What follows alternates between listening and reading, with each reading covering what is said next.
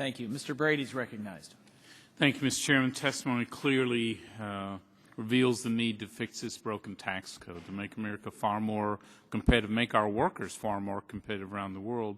Mr. Osterheis, I want to talk to you about a hybrid system. It seems like the current system we have today makes it difficult for when an American business competes around the world and wins, when they attempt to bring those profits home to reinvest in America, they oftentimes find themselves paying a huge premium to do that.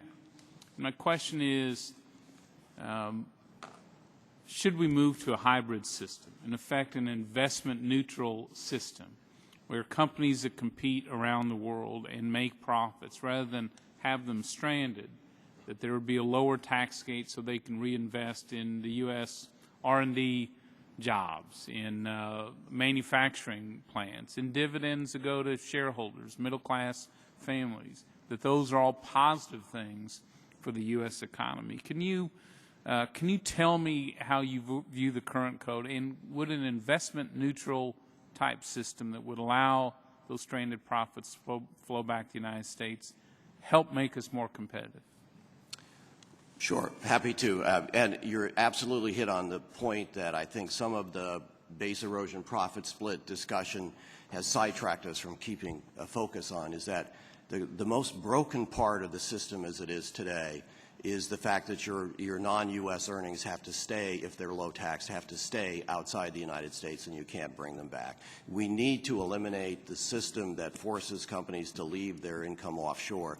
Ed, in his testimony, mentions that in Apple's case it's not a problem because they can borrow $17 billion. Well, not every company is Apple, and indeed Apple wasn't Apple 10 years ago either.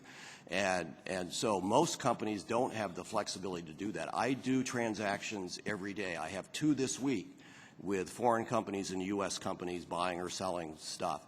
The most important thing is, can I use my offshore cash to buy?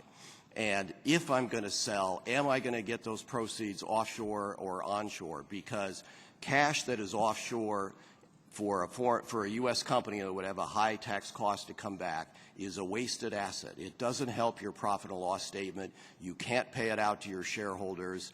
You have to find some effective use for it, and that leads people to pay more for things that they can buy. If they can buy it with foreign cash, it distorts the economy. As foreign earnings have grown over the last 5 to 10 years, it has become a very large problem, and we need to fix that.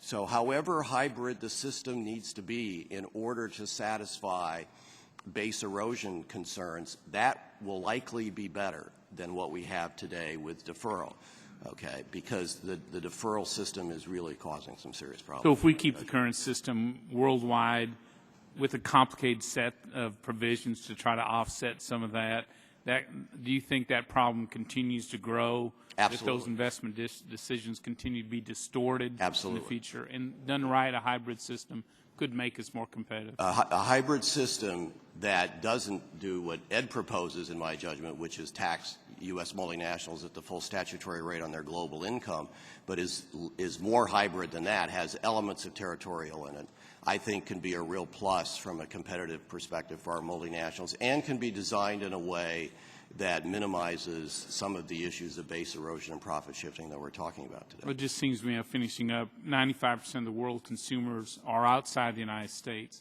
We want our companies competing in every corner of the globe and winning, and we want them to have the ability to reinvest those dollars back in the United States for our jobs, for our research and development, for our manufacturing, in order for our economy to grow stronger. So I think that ought to be a focus of where real reform heads. Chairman, thank you. Thank you.